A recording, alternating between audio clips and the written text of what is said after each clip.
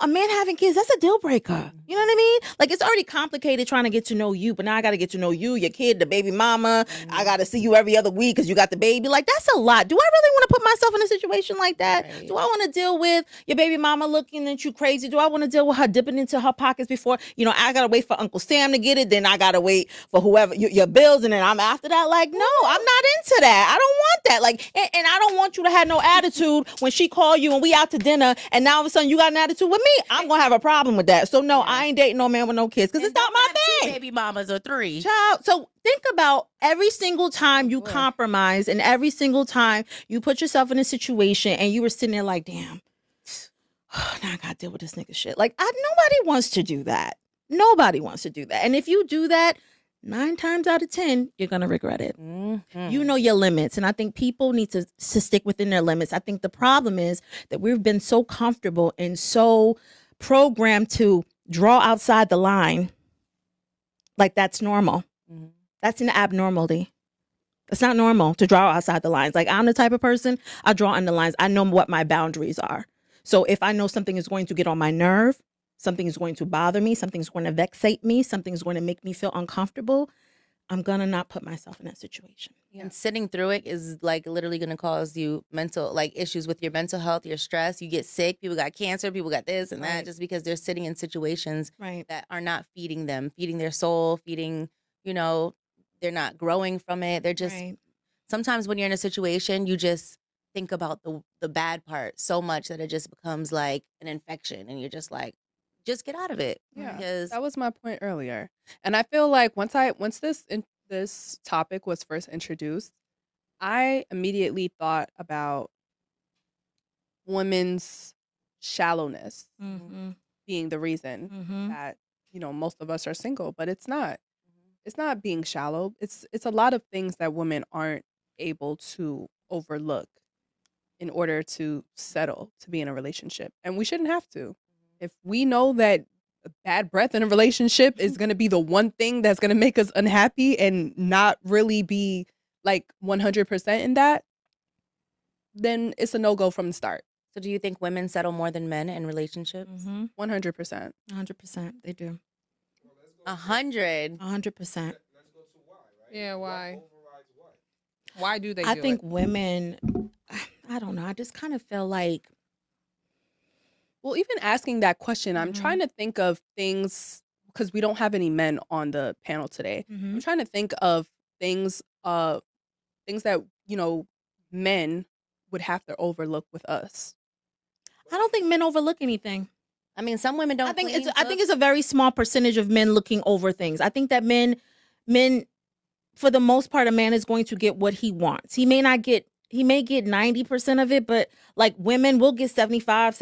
We're comfortable with 60, 65, 70%. Like men, I think 90% of men get what they want. Because I mean, at the end of the day, they usually ultimately make the choice. That's the woman I want to marry, right? That's the woman I want to be with. They choose. And the woman is, but at the same time, we accept they choose. Based on how you make them feel. Those are two different kind of women, Alan. I'm not going to lie. Some people. I've overridden before. Exactly. And it was in a situation with someone that I know damn well. But you fine as hell. And that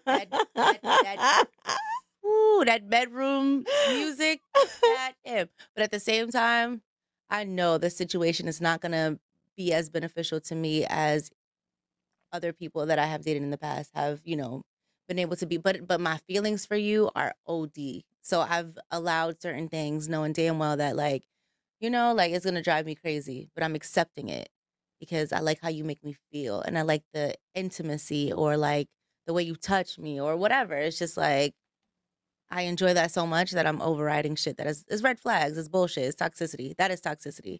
At its best. Toxicity, goddamn, it's taking over my life. Maybe back then. Nowadays, I don't think so as much. If you late, I can't mess with you. Like from the gate. And I'm very, very.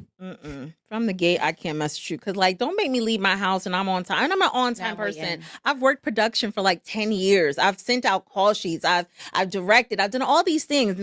Don't waste my time. If you tell me 7 o'clock, I'm at the door 6:45 waiting in the car, putting on my lip gloss. I'm waiting for you to show up. My call time was 5:30. I misread it, thought it was 5 o'clock. I was in the parking lot 4:45. Like I'm on time. Like, and I think that it's inconsiderate unless you have an emergency. It's inconsiderate to be late. I don't care who you are. I agree with that. The only person that can be late is Jesus. Other than that, everybody else can be on time. I have a girlfriend who we speak on and off just because she's never on time. Just we going to dinner, she show up. It's supposed to be 7. She's there 7:45, like strolling in. Like, bitch, don't come and waste my time. Like, I now show up an hour late for her just because I know of who she is, and I think that you're not being late. I agree with that. I love you. You gotta know. You gotta. You gotta know different people. You gotta know the friends that are gonna be 30 minutes late. Don't worry. But if we're ever meeting somewhere, I'll meet you where we're not expect you to be there. I'm not gonna lie. I cannot stand when people make me late. So it's like I can't I like that's why I like to get ready and do everything on my own, because I don't want to go to your house and now I'm waiting for you to finish getting ready and now you're gonna make me late and make me look bad. Right. And that's another. I used to have a friend that was very inconsiderate. Like, why are you curling your hair when we're supposed to be walking out the door? Right. That is so crazy. And especially when you have certain relationships, maybe it's whether it's a professional relationship or like anything that can be like a relationship that you respect, no matter what. I think that it's very important to be on time. But I feel like some people don't understand that affects certain things in their life, because it's like you can't even be counted on to be on time. I cannot.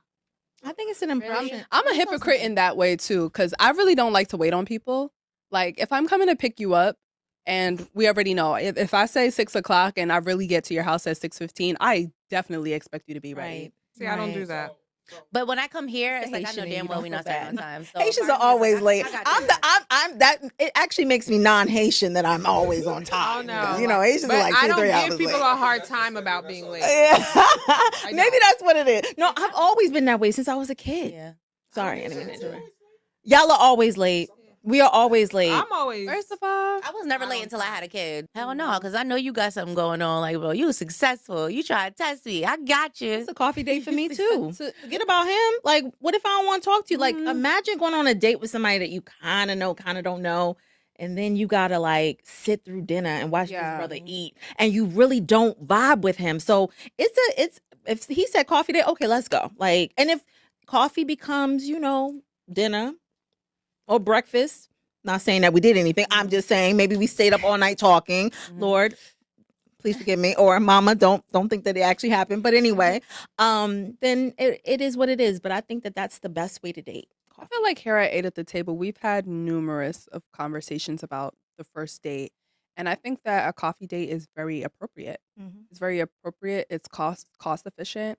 And to me, I just think it's a little classy. Like, find a little cute in the whole cafe. Let's go. Like, yeah. Well, let me ask you a question. a Do you cheese think that there are some women out there that might say, listen, he's being cheap with me. I deserve more. I deserve You to be don't whisked deserve away. anything on a first date. Absolutely, You don't 100%. deserve Yeah.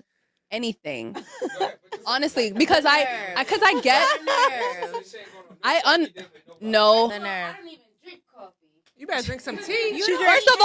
First of all, she don't Take eat your that ass on a Pepsi date. Right, Shut up. Right. Let's not even listen to Naisha because she has. We're not even. You have to have a mic. Naisha. You have to have a mic. Anyway, I'm like, oh, Naisha, You better I just drink like some you. She's tea. Like, what's that? Like, She only eat them. we'll get this little girl some ice cream. she won't eat an oyster. She won't eat caviar. Like, girl, bye. Like, And only drink soda I'm for not gonna eat breakfast. coffee. Do you eat fish? No, I know, girl. That's what I'm She saying. don't eat You eat for what? nothing. She you're don't eat difficult. nothing. She's a difficult dater. Oh, she eat Dominican Not food. even- That's all she orders at the she's- office. She's different. Difficult. She's different. So Very we're not different. even gonna get into her. Let's just We still ignore love her. you, I just Naisha. feel like if you go into a first date thinking, this nigga needs to take me out on a fancy date. He didn't do it right. He's talking about some coffee. You in it for the wrong reasons, First of all, and you that's don't. your lifestyle. Take him on a date then if you don't want to go on coffee. Exactly. I know Please. girls who actually pay for the first date to set the standard. Yeah. I've actually gone on dates. And I never really understood that. Sorry. Go ahead. No. Jacob. I was Sorry. just saying, like, I've actually gone on dates, and because of, I don't even want you to think I'm taking advantage of you. This is how I eat. Right. So I know I'm about to order up let me just go ahead and let you know you ain't got to pay for this because I'm about to get it popping. I don't. Would I treat myself when I go out? I don't even want to intimidate a man. Like, look, I like the finer things. That's how I am. That's how I've been. Blame it on my mama. I was wearing Abercrombie t-shirts. I'm not They was gonna wearing do Dollar that on the t-shirts. first date though. Like, because I If do I'm going outside expect. and I'm hungry. I'm gonna. Eat I whatever do want. expect a man to pay on the first date, not because I'm looking to see, what he can do for me, or Right. I want to. That is him setting the standard for our relationship. I want to know that when you take me out, Cool. That's this is impressive. how you giving it up. Now, if I go ahead and tell you, look, I know how I get down. I'm not gonna, I'm not gonna expect you to have to. Or if I pull out my card, like I know I went in, I just You want to. see, for me, that's just too much words, and that just seems like a test. No, but I'm not even finna do all of that because I'm like, I don't even want to complicate nothing. I'm just not gonna do all that. But on top of that, I'm never going out. Look, I don't got a lot of time. When I come out and we go to this restaurant, I want all of that. I want that. And that's not all the time. It's just that I like to try things. I might not get an entree. I want to try this appetizer. I want to try that drink. And so sometimes it'd be like, oh, she's trying to take advantage. No, that's not the case. So let me go ahead and pull my money out or pull my card out to let you know. Or at least and if you're the type of person that's like, oh, no, I got this. Don't worry about it. I'm just going to in the beginning, I'd be like, I'm going to let you know. If I'm at a restaurant that I've been waiting to go to or something, I'm just like, I want to let you know, I've been waiting to come here. I'm about to go in. I don't expect you to be responsible for it, or we can go half, we can double Dutch or whatever, because I am very bougie. So I don't even want you to feel like I'm just trying to take advantage of you. Now, when that does happen, the person usually does pay, but I'm being very honest. I don't mind. I really don't mind. Because I know that I'm not just gonna come. I don't want to sit here and act like I'm not hungry because I'm very hungry. And I don't want to sit here and look at you like, I hope you can afford it. No, let me get the, yeah. So that's just how I am. Yeah, definitely. Funny.